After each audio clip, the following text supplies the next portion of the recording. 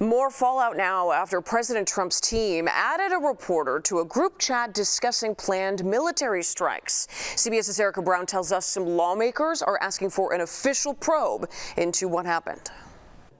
The heads of the Senate Armed Services Committee are asking the White House for an Inspector General investigation into use of the messaging app Signal for a group chat about a highly sensitive military operation.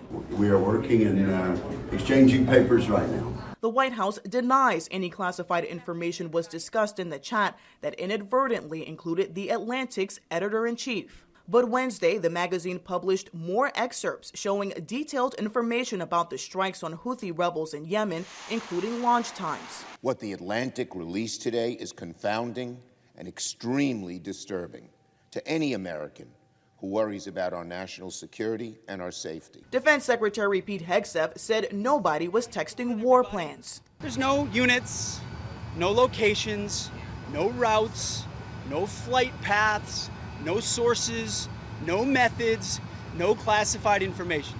Two top intelligence officials who were part of the chat were back on Capitol Hill Wednesday, this time facing House lawmakers asking about what was disclosed. The conversation was candid and sensitive, but as the President National Security Advisor stated, no classified information was shared.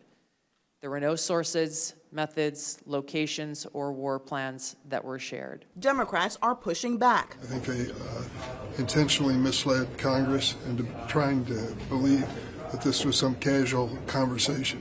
This is a war plan, and American lives are at risk. Lawmakers are now seeking a classified briefing with White House officials about the leaks. Erica Brown, CBS News, Capitol Hill. The Trump administration is defending top security officials after a journalist was inadvertently added to a group chat where officials discussed military strike plans. The conversation was candid and sensitive, but as the President National Security Advisor stated, no classified information was shared. There were no sources, methods, locations, or war plans that were shared. Director of National Intelligence Tulsi Gabbard called the group text a mistake during a Hill hearing that happened today. She was part of that chat. So was the editor-in-chief at The Atlantic magazine. Today, The Atlantic published more excerpts showing detailed information about strikes on Houthi rebels in Yemen, including launch times. Look, anyone else of lower rank would be out by now. This is inexcusable.